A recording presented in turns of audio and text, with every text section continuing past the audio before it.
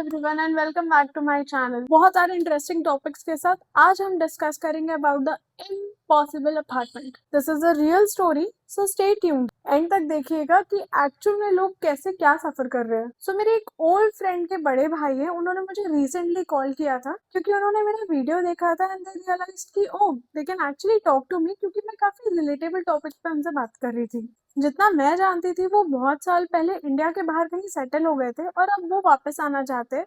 उन्होंने वहां रह रहे एक अपार्टमेंट परचेज किया और जब वो एक्चुअल में अब वापस आए तो दे रियलाइज कि वो काफी छोटे छोटे पैसेजेस, कंजेस्टेड कमरे और इस तरीके से बना हुआ है और उनको लग रहा है कि उनका पैसा बर्बाद हो गया। बट उन्होंने मुझे कहा कि मैं एक बार विजिट करके देख लूं, क्या पता इसमें वास्तु दोष हो। एंड मैं डेफिनेटली गई उनसे मिलने।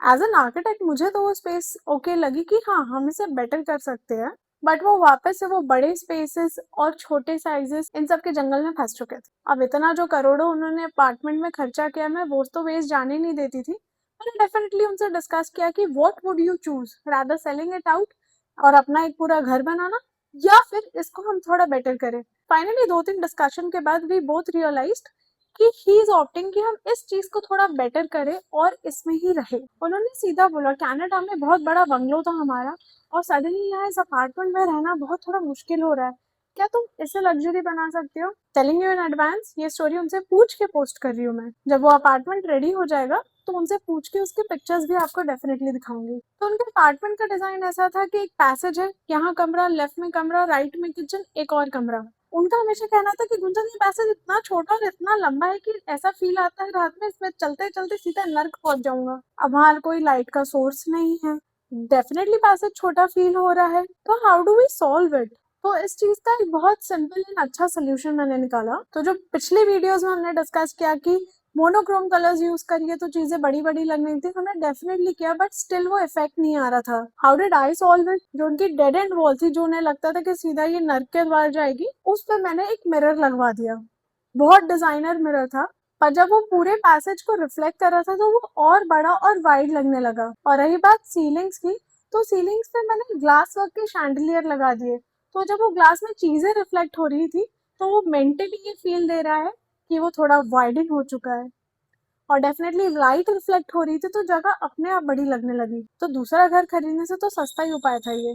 फिर उनकी दिक्कत ये थी कि पैसेज से कमरे में जाओ तो ऐसा लगता कमरा और छोटा और डार्क है, क्योंकि दोनों साइड पे अपार्टमेंट्स हैं। अब वो इंडिया में थे नहीं जब उन्होंने ये खरीदा, एक ट्रस्टेड ब्रांड के साथ एक बहुत अच्छा अपार्टमेंट उन्होंने खरीद लिया, पर वो शायद उनके लेवल का मैच नहीं हो पाया और शायद उन्हें कोई मदद करने वाला नहीं था कि वो इंडिया में जाके बार बार देखे, और वो अपने घर परिवार के साथ अब शिफ्ट हुए। तो जो उनका लास्ट कमरा था वो एक्चुअल में बहुत छोटा था, तो एज यूजुअल उन्होंने सोचा कि इसे स्टडी बना देते।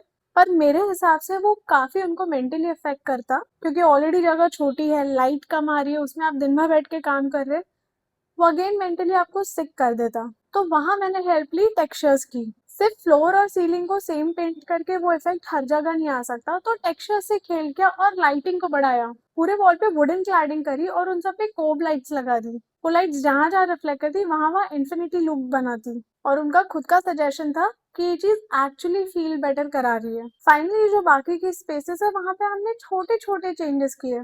एआई और पिंटरेस्ट को फॉलो करने की जगह हमने ये देखा कि उस स्पेस में क्या बेटर हो सकता है। स्पेस टू स्पेस कैसा यूजेज है उसके हिसाब से हमने लाइट्स डिजाइन करी। बेडरूम में तो थोड़ी वार्म एंड काम लाइट्स, लिविंग रूम में तो थोड़ा लिट अप क्योंकि बहुत सारे लोग रहते, किचन है तो मिक्स ऑफ इट क्योंकि कुकिंग में हमें डिफरेंट टाइप की लाइट्स लगती है, स्टडी एरिया है तो कितने देर वहां कॉन्सेंट्रेट करना है, उन सबका एक वेरिएशन लाइट्स में हमने दिया एंड उनकी प्रॉब्लम सॉल्व हो गई।